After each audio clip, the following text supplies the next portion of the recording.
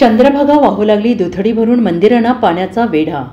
पुणे परिसरात झालेल्या मुसळधार पावसामुळे उजनी धरण 111% भरले आहे. तसेच उजनी धरणातून 15,000 क्युसेक तर वीर धरणातून 14,500 क्युसेक पाणी सोडण्यात आले आणि त्यामुळे चंद्रभागेच्या नदीपात्रात 29,000 क्युसेक पाणी आहे.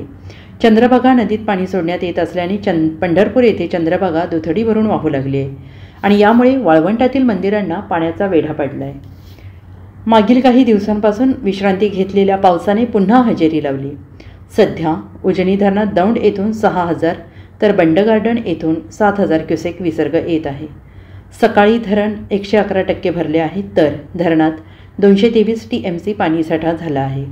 नीरा नरसिंगपूर येथे नीरा आणि भीमा नदीच्या संगमावर 29,000 क्युसेक विसर्ग झाल्यामुळे भीमा नदीकाठच्या भागात पूरस्थिती निर्माण होण्याची शक्यता असल्याने प्रशासनाने नदीकाठच्या गावांना सतर्कतेचा इशारा दिला आहे.